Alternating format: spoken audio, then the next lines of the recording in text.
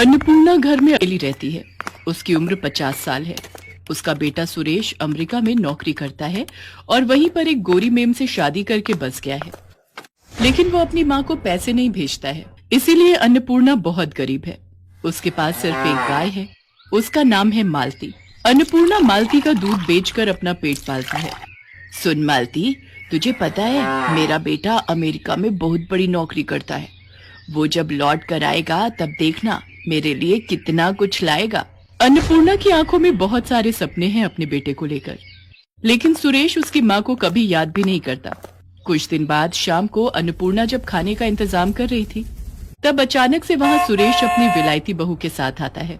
माँ, मैं आ गया हूँ। अपने बेटे को देखकर अन्नपूर्णा खुशी से पागल हो जाती है। अरे बेटा, तू अचानक से कैसे आ गया?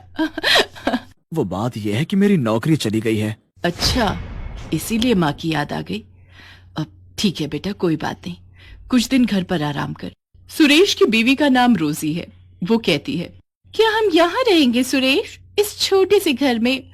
कितनी बदबू है यहाँ पर। हाँ बहू, वो मेरी गाय है ना मालती, उसी के गोबर से थोड़ी दुर्गंध फैलती है। तो निकाल दो उस गाय को। अरे ऐसे कैसे निकाल दूं, उसी से तो मेरा पेट चलता है। सुरेश रोजी को मना लेता है। अन्नपूर्णा उन दोनों को अपना कमरा दे देती है और खुद घर के बाहर मालती के पास सोती है। अगले ही दिन से रोजी हल्ला मचाने लग जाती है। वो सुबह उठकर कहती है, इतनी देर हो गई फिर भी मुझे मेरी ग्रीन टी नहीं मिली, कहाँ है मेरी ग्रीन टी? सुरेश अन्नपूर्णा से कहता है, माँ क्या कर रही हैं आप? मेरी पत्नी विलायती है, उसका ध्यान तो रखना पड़ेगा ना। ठीक है बेटा, मैं अभी बना देती हूँ। लेकिन अन्नपूर्णा को ग्रीन टी के बारे में कुछ भी नहीं पता है। वो मालती के ताजे ताजे दूध से चाय बनाकर रोजी के पास ले जाती है। दूध से बनी चाय देखकर रोजी एक झटके में चाय का कप फेंक देती है। अन्नपूर्णा को बहुत बुरा लगता है। रात को रोजी सुरेश से कहती है, सुनो, मैं ऐसे यहाँ नहीं रह सकती। अरे रोजी, कुछ ही दिन की तो बात है, रह लो ना। नहीं, तुम्हारी माँ गवार है। ये घर तो तुम्हारे नाम पर है ना, इसे बेच दो और चलो किसी अच्छे से होटल में रहते हैं। अगले दिन सुरेश घर बेचने के बारे में अन्नपूर्णा को बताता है। अन्नपूर्णा रोते हुए कहती है, ये क्या कह रहा है बेटा, इस घर में तेरे बापू की यादें हैं। तभी वहाँ गांव के मुखिया चले आते हैं और कहते हैं, हाँ, ऐसे घर कैसे बेच दोगे तुम? तुम्हारी माँ कहाँ रहेगी फिर? वो सब हमें क्या पता, ये घर सुरेश के नाम पर है। हम ये घर बेचकर चले जाएंगे। आप होते कौन हो हमारे बीच में बात करने वाले? मुखिया जी बहुत अपमानित महसूस करते हैं। सुरेश घर बेच देता है और अपनी बीवी को लेकर वहां से चला जाता है। वो दोनों एक महंगे से होटल में रहने लगते हैं और इधर अन्नपूर्णा अपनी प्यारी गाय मालती को लेकर रास्तों पर निकल पड़ती है। वो बहुत उदास है और उसकी आंखों में नमी है। ये क्या हो गया भगवान, अब मैं क्या करूं? मेरे खुद के बेटे ने मेरे साथ धोखा कर दिया। अन्नपूर्णा बस दूध बेचती रहती है और उससे जो थोड़े बहुत पैसे मिलते हैं वो उससे अपना गुजारा करती है। वो रास्ते में रहती है। इसी तरह कुछ दिन बीत जाते हैं। मालती एक दिन किसी के खेत में घुस जाती है और घास खाने लगती है। ये देखकर खेत का मालिक मालती को भगा देता है और अन्नपूर्णा को आकर धमकी देता है, देख बुढ़िया, तेरी गाय अगर मेरे खेत में दोबारा घुसी तो मैं इसे मार डालूंगा। कोई उपाय न देखकर मालती एक चाय की दुकान के पास जाती है। वहाँ चाय के पत्तों का ढेर पड़ा हुआ था। मालती वही खाने लगती है। वो बहुत सारे चाय के पत्ते खा लेती है। उसके बाद वाले दिन सुबह अन्नपूर्णा जब मालती से दूध निकालने जाती है तब एक चमत्कार हो जाता है। दूध के बदले चाय निकलने लगती है। अन्नपूर्णा चौंक जाती है। अरे ये क्या, मालती दूध में ही चाय दे रही है? गजब हो गया, ये तो चमत्कार हो गया। कुछ ही देर में चारों तरफ ये खबर फैल जाती है और बहुत सारे लोग गाय से निकलने वाली चाय पीने के लिए लाइन में खड़े हो जाते हैं। अन्नपूर्णा एक कप चाय 10 रुपए में बेचती है। सब कुछ देखकर मालती के चेहरे पर भी मुस्कान आ जाती है। चारों तरफ हड़बड़ी मच जाती है। वाह, ये चाय तो कितनी स्वादिष्ट है, मुझे एक और कप दो। मुझे भी दो, इस बोतल में भी दो, मुझे घर ले जाना है। अन्नपूर्णा पूरा दिन चाय बेचती है। इस तरह एक दिन में वो हजारों रुपए कमा लेती है। हे भगवान, आपका लाख लाख शुक्र है, आपकी वजह से ये चमत्कार हो पाया है। मालती भी अपनी भाषा में भगवान को धन्यवाद देती है। कुछ महीने ऐसे ही चाय बेचकर अन्नपूर्णा बहुत अमीर हो जाती है और वो रहने के लिए शहर में एक घर खरीद लेती है। चाय बेचने के लिए एक दुकान भी खरीद लेती है और घर के बाहर एक खुली जमीन भी खरीद लेती है। ताकि मालती आराम से टहलते हुए घास खा सके। ऐसे ही खुशी खुशी दिन बीतने लगते हैं, लेकिन उस तरफ सुरेश को कोई नौकरी नहीं मिल पाती है। अब क्या होगा रोजी, मुझे नौकरी नहीं मिल रही है और घर बेचकर जो पैसे मिले थे वो भी खत्म होने को हैं। अब हम इस होटल में भी नहीं रह सकते। ये सुनकर रोजी गुस्सा हो जाती है और कहती है, तो फिर तुमने मुझसे शादी क्यों की? गरीब भिखारी कहीं के। शादी से पहले तो कितना कुछ बोलते थे, मगर अब एक होटल का भाड़ा भी नहीं दे सकते। तुम रहो अकेले, मैं जा रही हूँ। जा रही हूँ मतलब? तुम मुझे अकेला छोड़कर कैसे जा सकती हो? मैं एक बेरोजगार इंसान के साथ नहीं रह सकती। मुझे पता था कि तुम्हारे साथ ऐसा ही होगा, इसीलिए मैंने एक बॉयफ्रेंड पटा लिया था। वो मुझे लेने आ ही रहा होगा। इतने में होटल के बाहर एक लड़का कार लेकर आता है और रोजी उसमें बैठकर चली जाती है। रोजी को खोकर सुरेश पागल सा हो जाता है। उसके सारे पैसे भी रोजी लेकर चली जाती है। होटल से सुरेश को लात मारकर निकाल दिया जाता है। सुरेश अपने ही मन में कहता है, अब मैं क्या करूं? माँ के पास लौट जाऊं?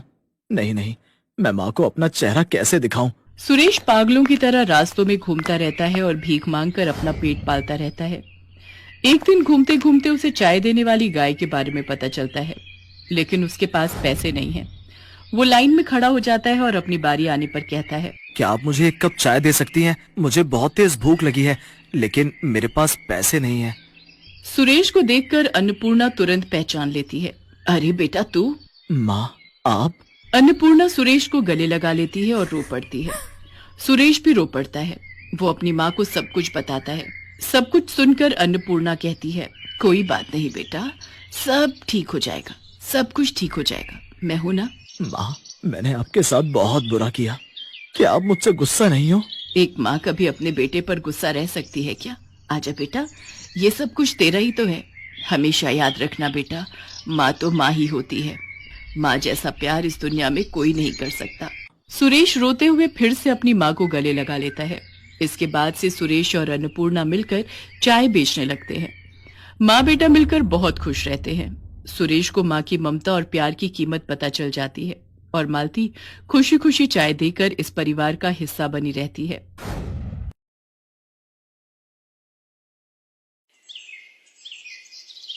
उर्मिला माधोपुर गांव में रहती थी। उसके पास पारो नाम की एक पालतू गाय थी। पारो उर्मिला के साथ पिछले कई सालों से है। पति के देहांत के बाद इसी गाय के सहारे उर्मिला ने अपने परिवार को चलाया। उसकी गाय का दूध पूरे गांव में मशहूर था। गांव के सभी लोग उर्मिला से ही दूध लेते थे। उर्मिला का बेटा शहर में पढ़ता था। वहीं उसे पूनम नाम की एक लड़की से प्यार हो गया और उसने अपनी माँ को बिना बताए पूनम से मंदिर में शादी कर ली। आज वो गांव वापस आने वाला था। उर्मिला बहन, 2 किलो कर देना दूध। 1.5 किलो मुझे भी देना। क्या बात है उर्मिला बहन, आज तो तुम बड़ी खुश दिखाई दे रही हो। बात ही खुशी की है सरोज बहन, आज मेरा बेटा गांव वापस आ रहा है। बस जल्दी जल्दी काम निपटाकर उसी के लिए बढ़िया बढ़िया पकवान बनाऊंगी। पता नहीं शहर में उसे क्या खाने को मिलता होगा और क्या नहीं। अच्छा तो ये बात है, चलो बहुत बढ़िया हुआ। कब से बेटे के बिना अकेले रहते रहते तुम उदास हो गई हो। अब वो आ जाएगा तो तुम्हारे साथ काम में भी मदद कर देगा। हाँ वो तो है। अरे आ रही हूँ पारो, तू क्यों आवाज लगा रही है? मैं जानती हूँ तू भी सूरज का नाम सुनकर बहुत खुश हो रही है। रुक, मैं अभी तुझे चारा डालती हूँ, फिर तो सूरज ही तुझे खिलाएगा। उर्मिला की गाय पारो अपनी आवाज में उससे बातें कर रही थी, मानो वो भी सूरज के आने की खुशी मना रही हो। शाम के समय सूरज आ जाता है, पर अपने बेटे के साथ बहू को देखकर उर्मिला को बहुत बुरा लगता है। माँ तुम नाराज मत हो, सब कुछ बहुत जल्दबाजी में हुआ। पूनम के पिताजी की तबीयत ठीक नहीं थी और वो चाहते थे कि हम ये शादी जल्दी से जल्दी कर लें, इसलिए मैं आपको बता ही नहीं पाया, पर अब मैं आपके साथ ही रहूंगा। आप चिंता मत करो। और माँ पूनम बहुत अच्छे स्वभाव की पढ़ी लिखी लड़की है, आप एक दूसरे को आसानी से समझ जाओगे। ठीक है, देखती हूँ वो मुझे कितना समझती है। गांव के रहन सहन और शहर के रहन सहन में बहुत फर्क है बेटा। उर्मिला की तरह पूनम घर के कामकाज नहीं कर पाती थी। उसे तो घर का कोई भी काम करना नहीं आता था। सूरज, तुमने मुझे कहाँ लाकर पटक दिया है? मुझसे ये घर के काम नहीं होते। हमें शहर वापस चलना चाहिए। उस गाय का गोबर साफ करो, उसे चारा डालो, उसे नहलाओ, घर की लीपा पोती करो। ये सब करके तो बदबू के मारे मेरा बुरा हाल हो रहा है। ऊपर से तुम्हारी माँ को माँ जी का नाटक करते हुए लहसुन प्याज ही काटती रह जाओ। कैसी बातें कर रही हो पूनम? यहाँ पर सारा कामकाज बना हुआ है। मैं तो यहाँ पर बढ़िया सी डेयरी खोलने की सोच रहा हूँ। दूध, घी, पनीर, दही और कुछ खास मिठाइयों की बहुत ही बढ़िया डेयरी खुल जाएगी। हमारी अच्छी खासी कमाई हो जाएगी। शहर में घर का किराया, खर्चा पानी कितना ज्यादा है। वहां पर मुझे काम सेट करने में ही सालों गुजर जाएंगे। और जहां पर मेरा अपना खुद का घर का काम है, हम शहर में क्या करेंगे? तुम्हें पता भी है, हमारी गाय का दूध पूरे गांव में मशहूर है। सोचो हम कितना कमा लेंगे। और फिर हमारे यहां रहने से मां को भी सहारा रहेगा। वो बेचारी अकेले काम नहीं संभाल पाती है। अच्छा, तुम काम करो, मैं थोड़ी देर बाजार होकर आता हूं। कह तो सूरज ठीक ही रहे हैं। शहर में काम करने के लिए पैसों की भी जरूरत होगी। यहाँ पर तो अपना मकान, अपना काम है और फिर हमें तो पैसे कमाने से मतलब है। कुछ सालों में अच्छे पैसे कमा लिए तो बाद में शहर जाकर बस जाएंगे। पर मुझे किसी भी तरह से सासू माँ से अलग होना है ताकि उस गाय पर मेरा कब्जा हो जाए। पता नहीं, माँ जी तो बहुत चालाक है, कितने पैसे अपने अंदर करके बैठी होंगी। पूनम को पता था कि सूरज गांव में ही काम बढ़ाने वाला है, इसलिए वो अलग होने के रास्ते ढूंढने लगी। सूरज, सुबह से काम कर करके मैं थक गई हूँ। मेरे आने के बाद माँ जी ने घर के सारे काम मेरे ही जिम्मे डाल दिए हैं। गाय को नहलाना, धुलाना, गोबर साफ करना, चारा डालना, सारी देखभाल तो मैं करती हूँ। और दूध बेचने के टाइम पर माँ जी गल्ला लेकर तखत पर खुद बैठ जाती हैं। ऐसे थोड़ी होता है। मैं अब और बर्दाश्त नहीं कर सकती। जब मैं इतना काम कर रही हूँ तो फिर मैं अलग ही रहूंगी। मुझे माँ जी के साथ नहीं रहना। और हाँ, उस गाय पर मेरा हक है। मुझे तो बस बंटवारा चाहिए, गाय का बंटवारा। पूनम इतनी जोर जोर से चिल्लाकर ये बात कह रही थी कि उसकी बात उर्मिला के साथ साथ पड़ोसियों ने भी सुन ली और सब वहाँ आ गए। बहू, बंटवारा, वो भी मेरी पारो का? मेरे जीते जी ऐसा कभी नहीं होगा। और तुम जानती ही क्या हो पारो के बारे में? उसे मैंने बहुत प्यार से पाला है, उसकी देखभाल की है। तुम मेरी पारो को एक दिन भी रख कर तो दिखाओ, वो तुम्हारे साथ एक दिन भी नहीं रहेगी। हाँ हाँ, इस गाय की देखभाल मैं कर लूंगी, आप उसकी चिंता मत करो। पर एक शर्त है, आप बीच में दखलंदाजी नहीं करोगी। मैं जैसी मर्जी गाय की देखभाल करूं, आप उससे दूर रहोगी। सूरज, अगर आज बंटवारा नहीं हुआ तो मैं तुम्हें छोड़कर शहर चली जाऊंगी। माँ, अगर पूनम चाहती है तो आप उसे गाय दे क्यों नहीं देती? उसे एक बार कोशिश करने तो दो। कहीं ऐसा ना हो आप दोनों के झगड़े में मेरी शादीशुदा जिंदगी खराब हो जाए। सूरज बेटा, एक माँ कभी नहीं चाहती कि उसके बच्चों का घर खराब हो। अगर बहू की यही इच्छा है तो आज से मैं अपनी पारो बहू के हवाले करती हूँ। उर्मिला बहन, इतने सालों से हम देख रहे हैं पारो को तुमने बहुत लाड प्यार से पाला है। कहीं ऐसा न हो बंटवारे के चक्कर में एक निर्दोष जानवर परेशान हो जाए। सब गांव वाले भी क्या समझाते। पूनम तो बंटवारे की जिद पर अड़ गई थी और ऐसा ही हुआ। गाय अब पूरी तरह से पूनम के हवाले थी। सूरज गांव में डेयरी खोलने की व्यवस्था के काम से शहर चला जाता है। पूनम तो आलसी थी, उसने गाय के प्रति लापरवाही दिखाना शुरू कर दिया। वो सुबह उठकर ना तो गाय का गोबर साफ करती थी, न उसे नहलाती धुलाती थी और न ही उसे समय पर चारा देती थी। इसी कारण गाय के आसपास बदबू फैलने लगी और मक्खियां, मच्छर, कीड़े मकोड़े आने लगे। गाय को समय पर चारा नहीं मिलता था, वो कमजोर हो गई। पूनम सारा दिन सोती रहती और खाती पीती रहती। गाय ने दूध देना भी बंद कर दिया। एक दिन गाय बेहोश होकर जमीन पर गिर गई। ये देखकर पूनम घबरा गई। सूरज उसी समय शहर से आया और वो भी घबरा गया। उसने उर्मिला को आवाज लगाई।